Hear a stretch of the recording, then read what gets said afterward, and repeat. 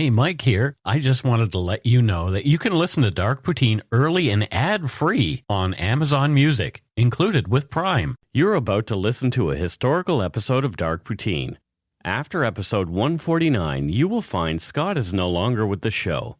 In an effort to maintain continuity and offer listeners as many episodes as possible, we are leaving the episodes in which he co-hosted intact. Thank you.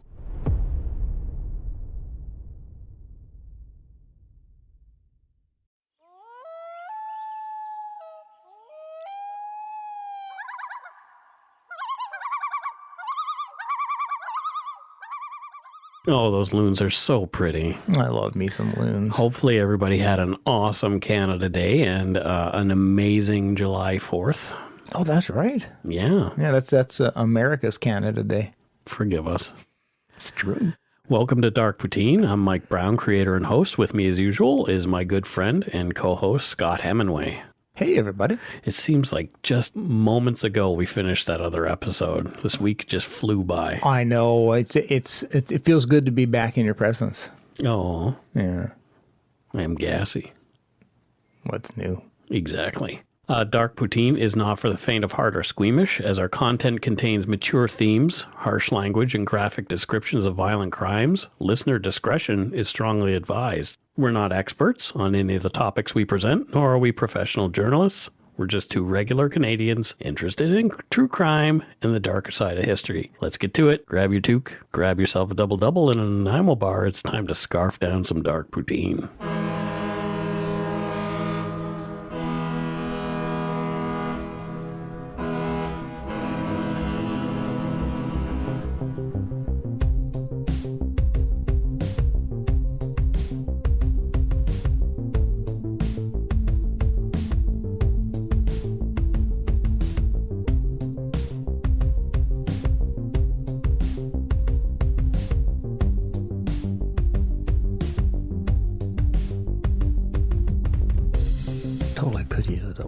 I had a double-double burger last week at White Spot. It's a cheeseburger, 2 patties with 2 slices of cheese. And two cream and 2 sugars? No.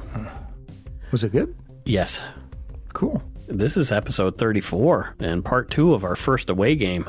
We want to start out, as we usually do, by thanking our regular subscribers and welcome new listeners. We appreciate that you're filling your ears with our Dark Poutine. Don't let it burn you, though. Exactly. Scott had a really great suggestion about an audio clip that we should play. Happens a lot. I'm full of some great suggestions. The character's name is Anton Chekhov, and he will be asking for nuclear whistles. I'm looking for nuclear whistles. Did you find it? Yes, under U.S. government. Now we need directions. Excuse me, sir.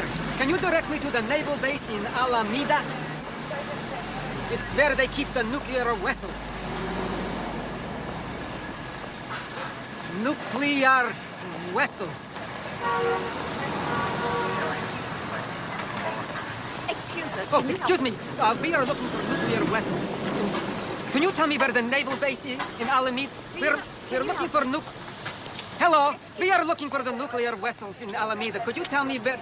Can you help us? Please, we're looking for the naval base in Alameda. Could you tell me where the nuclear vessels are? Ooh, I don't know if I know the answer to that. I think it's across the bay, in Alameda.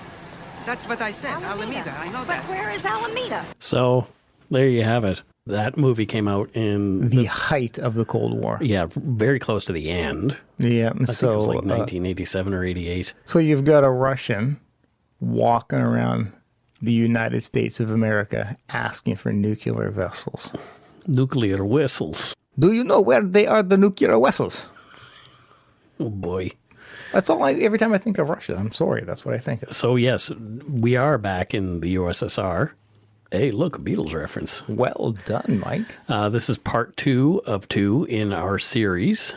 Don't start with this episode. You want to go back one to learn about Andrei Chikatilo's early life, crimes, and first 30-odd murders. But yeah, don't start on this one. You're missing, unless you're dyslexic. I guess that can you could listen to the second part first. I'm mildly dyslexic. It's quite fun. Yeah.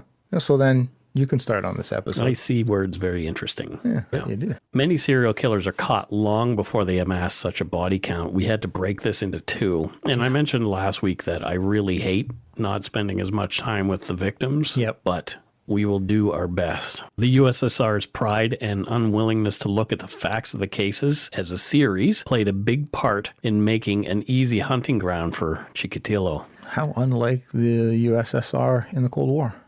Prideful and unwilling to look at facts. Yeah, that is, wow. Amazing. Shattering stereotypes here. His murders were brutal and sadistic. He would stab people multiple times, usually kids and young women, sometimes in non-fatal ways at first, as the blood and the fear that his victims showed him drove him wild sexually. Oh, Jesus.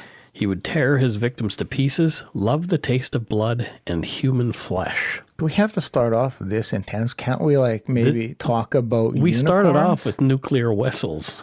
Funny nuclear vessels. Yeah. As with many psychopaths, Chikatilo was adept at compartmentalizing. He was a married man with 2 children, after all. His family had no idea about his sadistic hobbies. To them, he was a meek weirdo obsessed with the communist ideals who could not keep a steady job. But he was away from home a lot. Yep. He's got a second home that they don't know about. At one point he did, yep. Does he not by this point? I don't know. I'm going to say yes.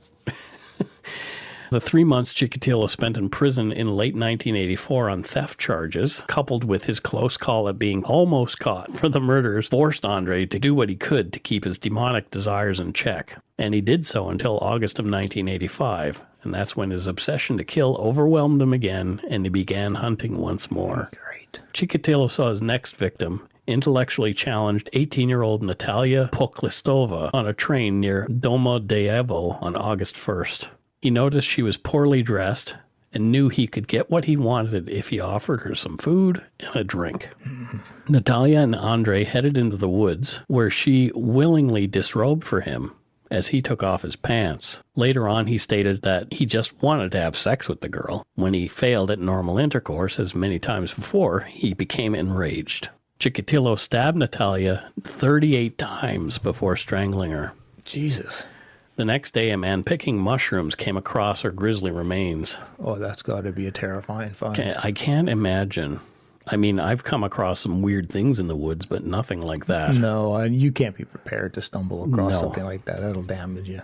Absolutely. It'd be bad enough finding a human dead, but one that's been mutilated the way this guy did. And I'm assuming that mushroom picking for individuals like him are a pretty tranquil, meditative kind of an activity. Here you go. You're out in the morning. Yeah. Beautiful day. You're out picking mushrooms. Oh, here's a bloody body. Fantastic. See? Just shocked you, not what you were expecting. The police knew the same killer was responsible. All the signatures were there. He was active again. Yeah. On August 2nd, 1985, Chikatilo killed another 18-year-old intellectually challenged homeless woman named Irina Gulayeva. This almost mirrored the previous murder, but not only in victimology, but M.O. The girl had been lured from a bus stop with promises of food and drink for sex. Police were finally able to put together a profile of their killer, thanks to matching evidence collected at the numerous crime scenes. From Peter Conrady's book, Red Ripper, quote, age, from 25 to 55, tall, well-developed physically, blood group, 4th AB, shoe size, 43 or more, wears dark glasses, well turned out, carries with him an attaché case or briefcase in which he keeps sharp knives. He had like 23 of them. Oh, wow. He suffers from mental disorder on the basis of sexual perversion, onanism, which is masturbation to completion at the scene, pedophilia, necrophilia, homosexuality, and sadism. Well, one of those isn't a sexual perversion, but Russia. Yeah, Cold War. well, that's what I'm saying. Yeah. I am not writing that this is a sexual perversion to be homosexual. It is possible that he suffers from impotence. He also has some knowledge of human anatomy, most likely place of initial contact with his victims on the local train, at the railway station, and at bus stations. Inventive in the way he carries out his criminal acts. His job allows him to move about freely within the area of the towns of Rostov, Shakhty, and 2 other names that I am not even going to pronounce. Like, can Russians pronounce these? Of course they can. Okay. It's probably like Tatamagush or Muscadabit to them. Those make me giggle. Or Shubenacadie.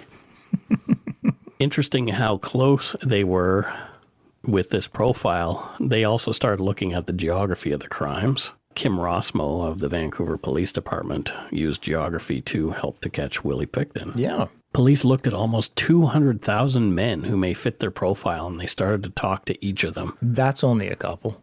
200,000. Yeah. And this is in 1985. Yeah. They're still looking at those 200,000, I would imagine. Pretty much, up until he was caught in 1990, yep. Chikatilo followed news of the investigations obsessively in the paper. He didn't kill again in 1985. He was scared to get caught and didn't want to go back to jail, let alone be sentenced to death, which he assumed he would. In 1986, a few murders were looked at as part of the Forest Pass series, but they weren't conclusively tied to the others. In May of 1987, Chikatilo could no longer contain himself. He murdered 12-year-old Oleg Makarenkov, a boarding student. It was thought that Oleg had run away until Chikatilo later led police to his body after his capture. On July 29th, 1987, the 6-year anniversary when I got pounced on, 12-year-old Ivan Bilovetsky did not come home on time. His mother frantically searched for him late into the night and was unable to find him. The next morning, a search party, led by Ivan's father, went looking for the boy. Only 20 minutes later, they found Ivan's mangled corpse near the train tracks close by. Ugh. Ivan's mother spoke at Chikatilo's trial later on, again from Peter Conrady's book, Red Ripper. Quote, "The day I buried my son, I gave him my word that I would try to live long enough to see his killer with my own eyes," she was to declare as she broke down giving evidence during Chikatilo's trial several years later. "I wanted to see this man who could rip open my son's stomach and then stuff mud into his mouth so that he would not cry out. I wanted to know what he looked like, to know which mother could bear such an animal. And now I see him." Oh, that poor lady. And it's interesting that she brings up the mud and saying that it was to keep him from crying out. So maybe that is why he maybe used stuff in the mouth with dirt. Could have been. Yeah. Could have been. Because most of these are out in public. So. Yeah, and some of the dirt stuffing in the mouths, though, I found that the police thought was post-mortem. Okay. Interesting theory. Yeah. Chikatilo killed again on September 15, 1987. He coaxed a 16-year-old vocational student, Yuri Tershonikov, off a train and murdered him in the woods. Again, it was assumed Yuri had just disappeared, but Chikatilo also showed police where his body lay years later. Sometime in early April 1988, Chikatilo killed an unknown woman near a metal factory. This murder was followed on May 15th when 9-year-old Alexei Voronko disappeared and turned up dead. Then, on July 14th, Yevgeny Muratov, 15, was brutally slain. Muratov didn't fit the usual pattern of small, meek children or alcoholics or down-on-their-luck teenage victims and prostitutes. This young man was physically fit. Investigators were baffled by this murder in particular, as they were unsure why Yevgeny would have gone with his murderer. Chikatilo later cleared things up, saying he'd asked the boy to help carry his things to his cottage through the woods. Yevgeny's kindness is what got him killed. Tragic. In 1989, things really began to change in the USSR. A progressive name, by communist standards anyway, named Mikhail Gorbachev had risen to power. He knew the country was in trouble and proposed wide-sweeping reforms. Amid the change, Chikatilo killed again. Probably a prime time. Absolutely. It was the perfect time for him to do what he did. On July 11th, 1989, 15-year-old Tanya Rizhova disappeared. Tanya had run off. She'd been partying with some boys, but soon tired of that. She did not return home, but went out onto the streets on her own.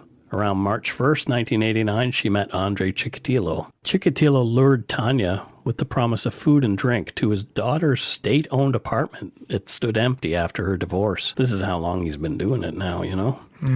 Chikatilo had told his daughter he would swap the 2-bedroom for 2 smaller apartments, but was dragging his feet getting it done. It gave him the perfect place to bring somebody.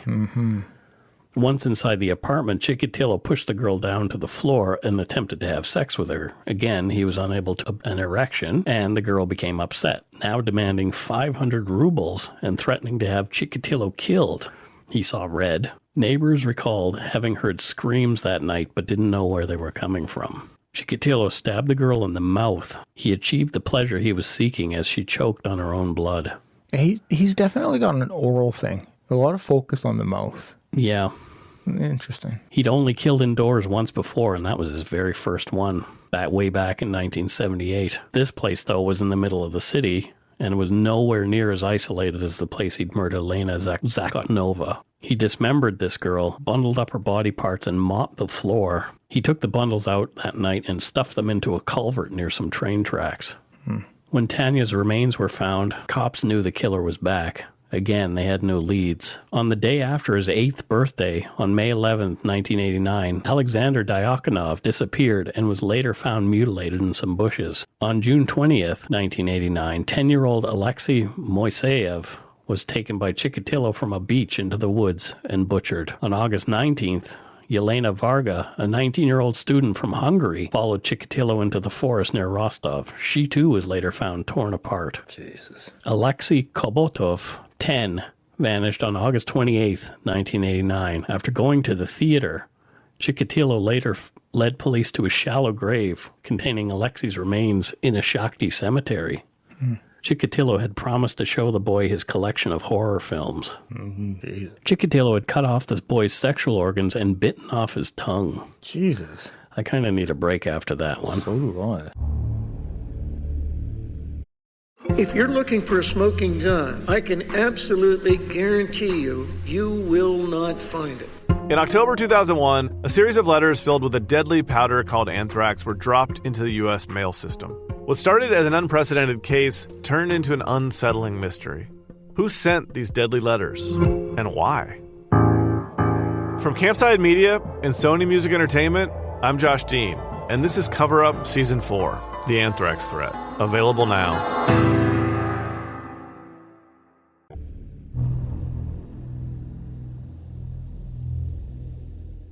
Chikatilo started killing early in 1990. He began to see himself as the savior of sorts. He was ridding the motherland of the weak and unwanted. He was cleaning things up. Well, then he would have killed himself. He should have.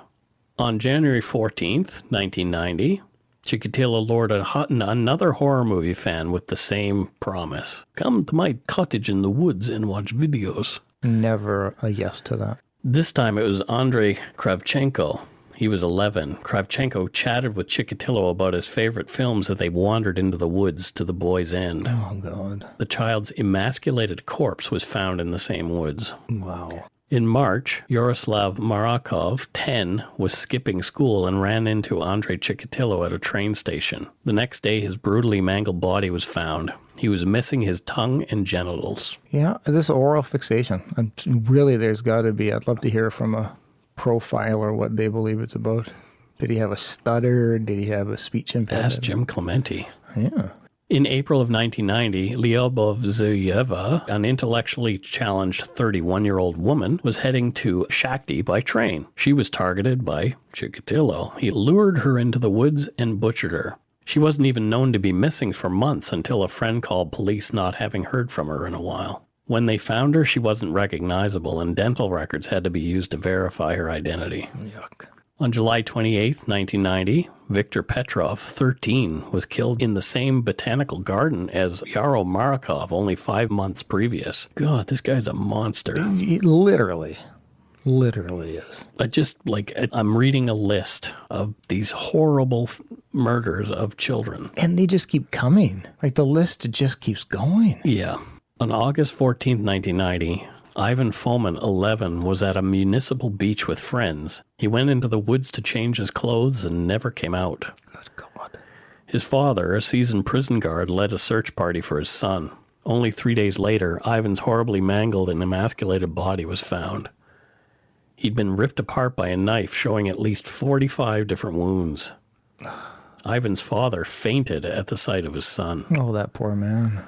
And he was a seasoned prison guard, so he'd probably seen a lot in his day. My God, I can't imagine. Vladdy Goromov was a 16-year-old intellectually challenged boy who lived in Shakhty. He dropped out of school and was looking for jobs in nearby towns with no luck. On October 17, 1990, Vladdy met Andrei Chikatilo on the train. Chikatilo struck up a conversation with the boy, who was barely 5 feet tall and thin as a rail. Chikatilo lied to Vladdy, telling him there were girls at a cottage to have fun with just a few stops away. The two got off the train, walked into the woods, almost 300 meters. Chikatilo got excited, and in the same spot where he'd killed Yevgeny Muratov 2 years earlier, he pounced on Vladdy, tearing off his pants. Jeez. After Chikatilo climaxed while rubbing his penis on the boy's buttocks, Vladdy tried to escape. Chikatilo tied him up, tore off the rest of his clothes, and bit off the boy's tongue. Fuck. He stabbed young Vladdy repeatedly before cutting off his genitals and throwing them into some bushes. Oh my God. He covered Vladdy with leaves, used the boy's clothes to wash the blood from his hands, and went home. What a depraved human being. Yes, Holy very shit. much so. Well, probably deprived of a lot of love. Deprived of any Morals. sort of moral. Yeah. Police finally had a plan. Most of the Jesus, it's about fucking time. Like, seriously. Yeah, no, exactly my thoughts. This is crazy that it went on this long. The plan was to obviously overwhelm the larger train stations with visible, uniformed presence of police. They were told to stop and publicly question any man they saw trying to chat with women or children. Then, at a few of the quieter stations, they would place undercover operatives to watch for suspicious characters fitting the profile and observe them. From Wikipedia, quote, police deployed 360 men at all the stations in the Rostov Oblast. Oblast is a province. Oh, okay. But only undercover officers were posted at the three smallest stations en route through the Oblast, where the killer had struck most frequently. Kirpichnaya, Donleskov, and Lesostet. Did I say all those correctly? Sounds like it. The plan went into effect on October 27th, 1990. On October 30th, somehow, Chikatilo slipped past the police presence. Holy shit. Viktor Tishchenko, 16, was reported missing. His mutilated body was found 3 days later. A ticket taker remembered a man in his 50s wearing glasses lurking in the train station behind Viktor as he bought his ticket. The ticket taker's daughter had seen the same man trying to talk to children in the train in the same week. November 6, 1990. A police officer saw a middle-aged man coming out of the woods at the train station at Donleskos. He wore glasses and a gray suit. He had a satchel with a strap slung over his shoulder. The man washed his hands at the spigot near the platform, and as he walked by the undercover officer, the cop noticed a bandage on his finger and a red stain on one of his cheeks. The man was dirty, covered in leaves. It looked like he'd been laying down in the woods. His boots were covered in mud. The cop approached the man and asked for his papers. Papers, please. His passport read, Chikatilo, Andrei Romanovich. Oh, please tell me this officer apprehends him. Chikatilo claimed he'd been visiting a friend nearby. In the bushes? The policeman handed him back his papers, and Chikatilo got on the next train and left. No. That's what happened. No. The cop, though, had a gut feeling that something was amiss. He kept going over the meeting in his mind. The cop had no idea that Chikatilo had been a previous suspect, but something felt off. As it was a holiday, it would have to wait. On November 13th, 1990, the body of a 22-year-old woman named Svetlana Korostik was found close to the station that Chikatilo had been spotted at. She'd been missing since the 6th, the day a dirty Chikatilo had exited the woods. Yeah. The main investigators of the case questioned police who were on duty over the last few weeks. They heard the name Andrei Romanovich Chikatilo and remembered him immediately from the 1984 investigations. Investigators began to follow Chikatilo, waiting for him to incriminate himself. On November 20th, 1990, Chikatilo was observed talking to a young boy, offering him beer to get off the train and come to his cottage to watch videos. The boy refused the persistent Chikatilo. Cops had seen enough. When Chikatilo was off the train, plainclothes officers surrounded him while he was standing outside a cafe. He was cuffed and put into a waiting car without any fight at all. He was driven back to Rostov for questioning. They looked in his satchel and found Nothing. a sharp knife with a 9-inch blade, 2 lengths of rope, and a pocket mirror. Not sure what that was for. Interesting. At first, Chikatilo denied even having been out of the house on November 6th.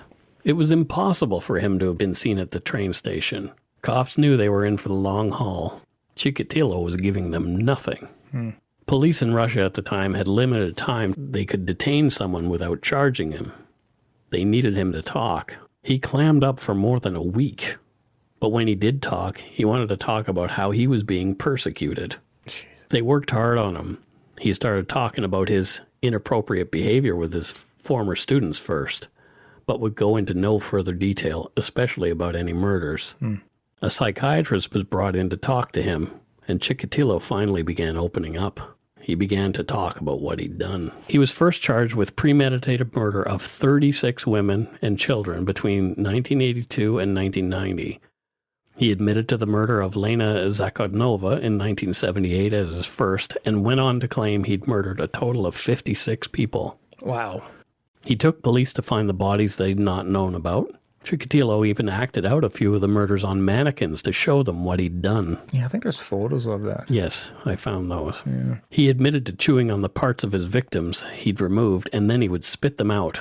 There's a lot of photos of crime scene as well. Oh, is there? Yeah, Oh, no. I'm not posting any of those. Please don't. Chikatilo was turned on by the sight and taste of blood, he said, and the act of stabbing. He mentioned he liked chewing on a woman's uterus, saying it felt springy in his mouth. Holy fuck. Chikatilo's wife was in complete denial. There's no way she could have lived with him for over 25 years and not known what was going on.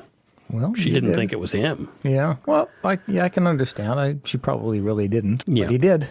The investigation went on into the summer of 1991. Prosecutors felt they could convict Chikatilo for 53 murders. Court-appointed psychiatrists found him fit to stand trial. In the spring of 1992, the farcical trial of Andrei Chikatilo began. And I call it farcical for a reason. If you remember this at all, it was quite a zoo. The courtroom was packed with families of victims and observers, and they all wanted to catch a glimpse of this monster who'd done such horrific things. People who could not get in gathered in crowds outside. Up from the basement, like some macabre character from a horror movie, came Chikatilo, flanked by uniformed guards. He was wearing his glasses, gray pants, and a baggy dress shirt that was red, white, and blue, and had Olympic rings logo all over it. No wonder the Olympic Committee loathes Russia. That was not good advertising. No kidding. The guards showed Chikatilo into the cage that had been constructed for the trial and locked him in, displaying him just like the predator that he was. Mm-hmm. He even pulled a porno magazine from his pocket and held it open for all to see. Yeah, I remember this cage. I remember him doing that. Yeah. People in the crowd yelled foul things at him. Mothers of victims sobbed openly. Some even tried to get at him in the cage and had to be held back. Here's some audio of people at the trial.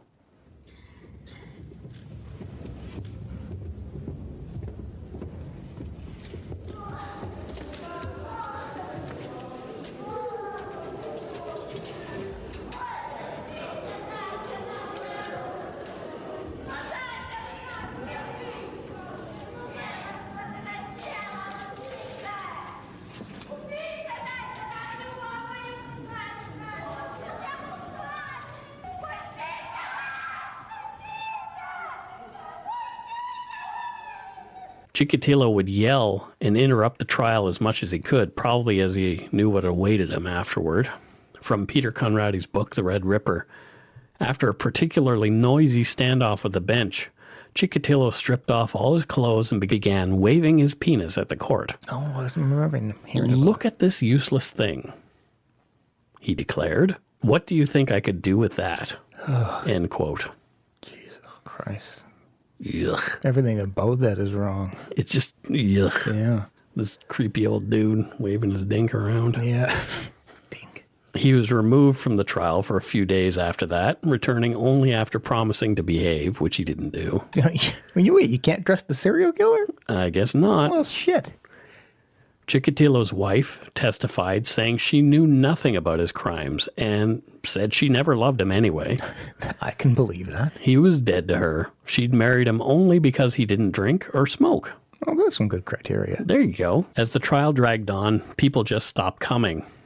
There were only a few who made it every day, but it was nowhere near as busy as it had been when it started. Chikatilo would make weird, open-mouthed faces for court photographers. It was assumed he was faking insanity to escape the executioner. Well, wouldn't you? I guess so. Yeah, but it's not going to work yet. No. On the last day of his trial, he decided it was time to take his pants off again and waggle his junk around. Oh, sure. When it finally came time for the verdict to be read, Chikatilo was screaming from his cage things like, "I withdraw my confessions," and other pleas to see a doctor. Here's some audio of Andrei Chikatilo on the last day of the trial. You'll hear Chikatilo arguing with the judge, and finally, the judge pronouncing sentence and the crowd cheering. Брехню твою слухати, да?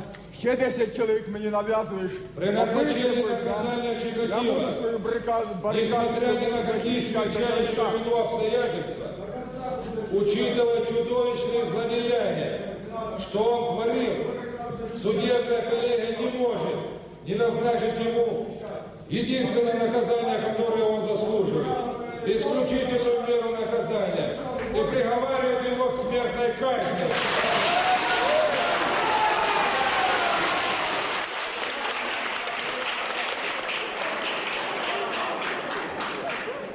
Trying to outdo Chikatilo's ranting, like that, it's just noise. Well, I think at that point in time, his trial's concluding. He's just doing anything he can to try to get things delayed or start over. Well, the judge, Leonid B. Akobzanov, yelled, irrespective of any mitigating circumstances, taking into account the extraordinary cruelty of the crimes, the court cannot but give him the only punishment he deserves, the supreme measure of punishment, and sentences him to death. What did Chikatilo do? He kept yelling. Oh, well, you didn't take it calmly and rationally? No, and the judge screamed again, "Chikatilo, you are sentenced to death. Do you understand?" Chikatilo shot back, "Crooks, I fought for free Russia and free Ukraine." Oh, well, okay then.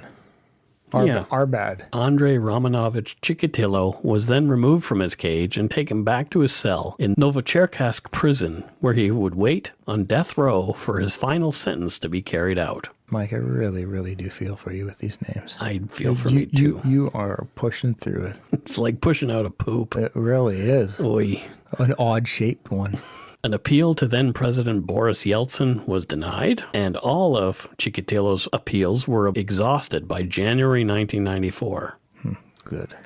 On Valentine's Day, 1994, Andrei Romanovich Chikatilo was dragged from his cell and taken to a soundproof room with a little drain in the floor.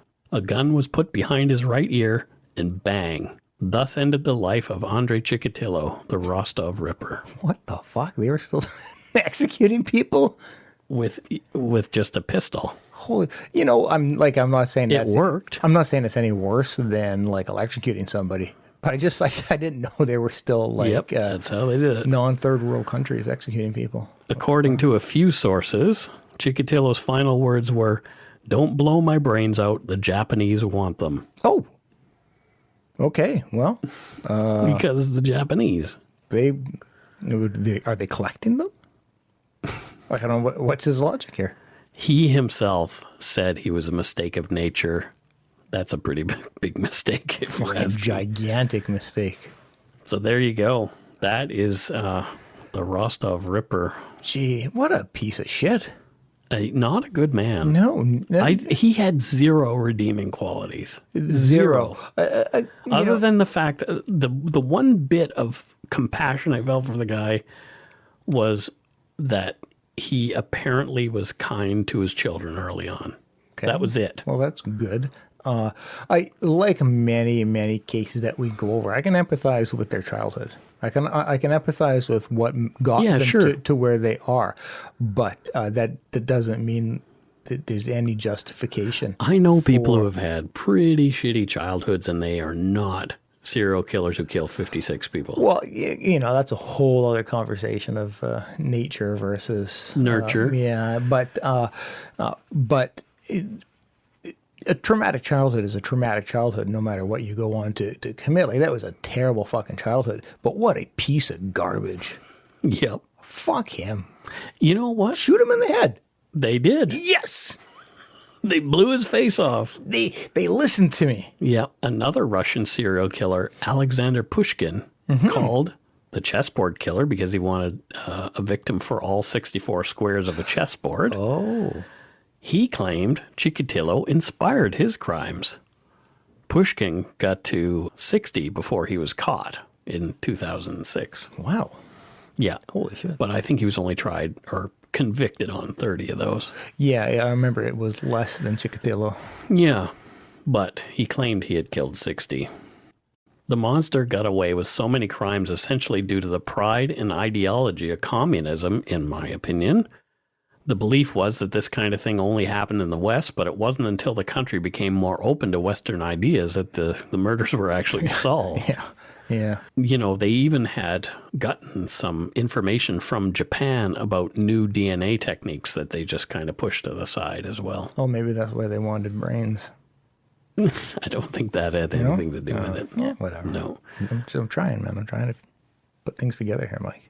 This was all indicative of the time in the USSR, as it was partially the system's denial of the existence of these and other human faults that led to the ultimate downfall of the communist era in Russia. Yeah, totally.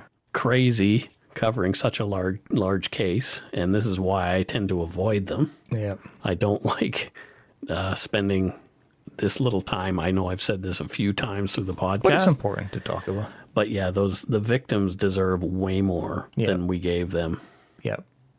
But it for the condensed time frames that we have, it's just not possible. Sadly. Yeah. I mean, this will be our first away game, and it'll be our last one until probably around September sometime. Yeah.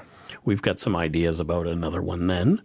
But that's essentially what we want to do. Yep. We'll get back to our Canadian crime next week, and I've got a really wacky one. The Great Poutine Robbery of 1604? No.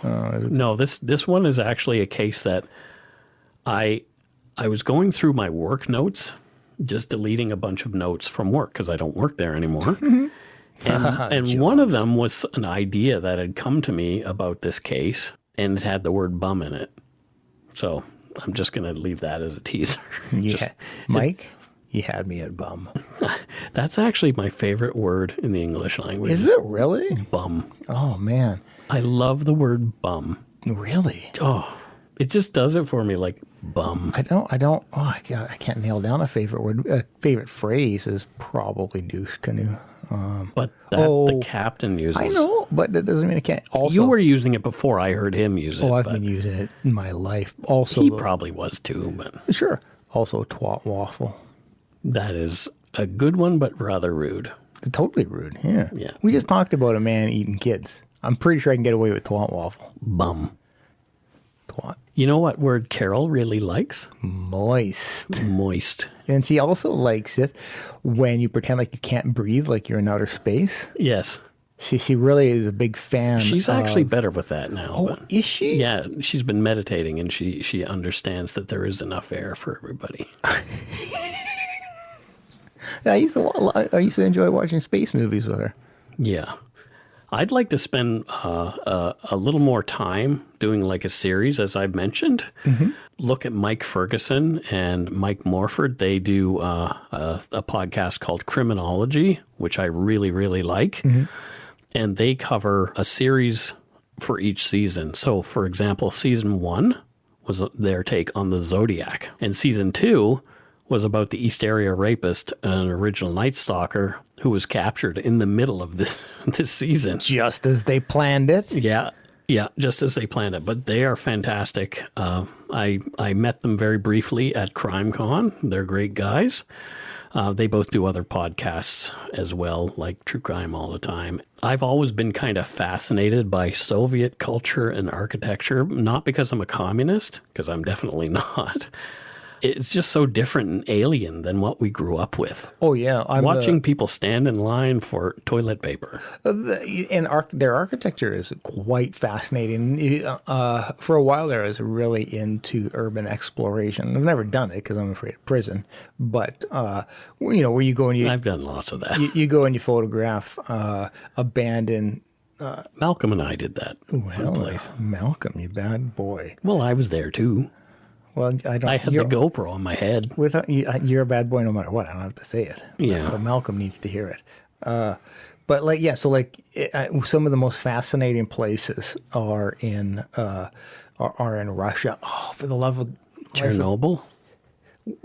Well, that's like a urban explorers, one of their utopias, minus the radioactivity. Yeah. But no, like there's this one really crazy one. It's one of my favorite ones. Oh God, I wish I could remember what it was called right now. But I'll post it in the Yard even before this. But it's it looks like a UFO in the middle of nowhere. I've seen that. Yeah, it's such a fascinating place. But yeah, Chernobyl's one of the best places. Everything Soviet looks just kind of shitty. You know, like look at their cars, like the Trabant and the Lada. Skoda. Everything's just boxy and shitty and practical. Well, but when a lot of these things were created in the Cold War, it was about things being utilitarian. Absolutely. Not things being aesthetically pleasing. It's just, no, we need a place to house things. Yes. You know, not like, oh, let's look at the lines.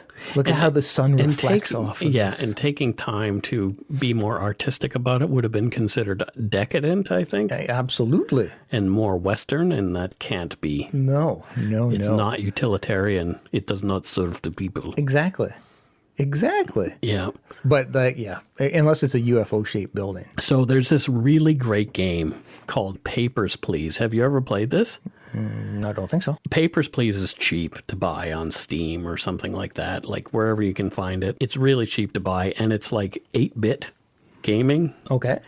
So it's the graphics are very, very shitty. They're very 80s. It has a real kind of like, if you think about it, Soviet feel to it. Essentially what you are. So you're a communist bloc border officer, and it's up to you to ensure that everybody's papers are in order before they cross into the country. That's a game? Yes, it's a game. And people try to bribe you, and you're only getting so much money. At some point, you have to pick whether your son or your grandmother dies. Because you're not making enough money to keep the heat on in the house. My God. It's horrible. Jeez. It's horrible, but it's kind of fun. Are you sure this isn't a documentary you're talking about? No, it's called Papers, Please. Wow. Yeah. How old is it? A modern game? Yeah, it's very modern. Like it was put out. Actually, Morgan Creelman, one of our prime ministers, when he worked for me, he turned me on to this game. Oh, wow. Him and Alexander Reiska. So. Yeah. I'm curious now. Yes, it's quite an interesting game. I'll show it to you at some point. After this episode drops, perhaps we'll post some Papers, Please video in the Yumber Yard. Let's do that. Yeah, because it's hilarious, but it gives you the feel of what it would be like to be a border guard in a communist bloc country in the 80s. Exciting. Papers, Please. Exciting. And they keep changing the rules on you. Like the boss will change the rules. Like, okay, now you don't look for this particular visa. You look for a different kind of visa. And if you do it wrong, like you get in trouble and you don't get paid. And then your family dies. Yeah, right? Your family's dying and you have to and if you take a bribe, the government's going to find out because where'd you get this money and why can you have these things that you shouldn't have? And then your family's in the gulag. Exactly. Gee, there's no win in this game, Mike. Exactly. Oh my God. Oh, I've played this game for hours. If Wreck-It Ralph is real, that's not the game you want to be in. No.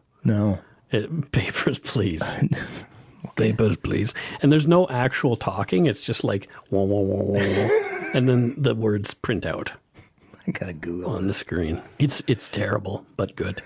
I must Google nuclear vessel. Nuclear vessels. Before we go this week, we would like to thank a couple new Patreon patrons. They are Brianne Catherine from Hamilton, Ontario, where I will be on July 21st. Sweet. Welcome, Brianne. Welcome. Thank you very, very much. And also Cassie from Lakewood, Washington. Hey. Just across the border. Yeah. Hop, skip, and a jump away. Yep. Well, welcome, Cassie. I love me some Washington State. It is pretty fantastic. Yeah, I call it BC Junior. Yeah. BC. It's pretty similar. There's something about Washington State that just, if you live in BC... The Pacific Northwest. I mean, some of Oregon and stuff as well. Yep. Yeah. I have to go down through Mount St. Helens again. I would love to see that. Oh, God, I'd love to go to Mount St. Helens. Yeah, we've been there before. It's pretty cool. But anyway, Lakewood, Washington. Thanks, Cassie. Thanks, Cassie. If you want to donate to us, You can do it at patreon.com/darkpoutine or send us some donut money via PayPal at our email, darkpoutinepodcast@gmail.com. Because I got some donut hunger. Scott is hungry for donuts. 4 donuts. You should see him. He is wasting away to nothing. Oh, yeah. And thank you to Jessica from the Asian Madness podcast for the stickers. And I got a magnet on the fridge. And we'll put your sticker somewhere good. Scott will put your sticker somewhere good. No, okay, that sounded terrible. It did. Yeah. Anyway. I mean, like I'm going to put it somewhere that people can see it. Jessica's good people. So listen to her podcast, Asian Madness Podcast. Do it or lose it. Exactly. Check out our website, www.darkpoutine.com for show notes and other stuff. Follow us on Facebook, Twitter, and Instagram. Just search Dark Poutine. Tell your friends. Come to the Yumber Yard. We are like way over 500 people now. We're sharing Yumber. We're sharing Yumber. People... Come provide Yumber. Don't worry, people. We will explain why Yumber is a thing in our primer episode, which is coming up in a few weeks. Yumber. You can subscribe to us on your favorite podcast directory like iTunes Podcast, Google Play, Stitcher, TuneIn, or Spotify. And again, you might notice that there's some ads in the middle of the podcast, or not. We're trying to keep this thing running. So we joined a podcast network with a few of our other true crime podcast comrades. Like what I did there. I see what you did there. Check it out at murder.ly. This Bentley ain't going to pay for itself. This Bentley. Yeah, the Bentley. We don't have any Bentleys. Oh, you don't? No. Oh. What? Okay, well. Scott has a Bentley. In other news, Scott Hemingway has a Bentley. Hey, you live how you want to live. Oh, I'm not judging. Okay. Yeah. Bentley's a sweet ride, though. It is a sweet ride. Thanks to everybody who listens. And you know what? Don't forget to be a good egg and not a bad apple. Bye-bye, everybody. Have a good week.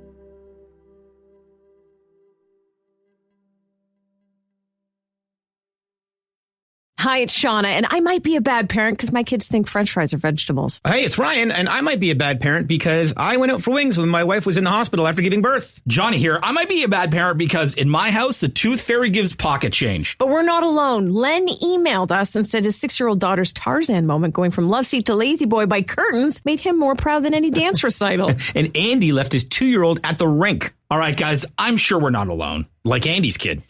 For stories and confessions like this, make sure you check out our podcast. It's called Bad Parents, and it's available wherever you get your podcasts. I left a glove at the rink.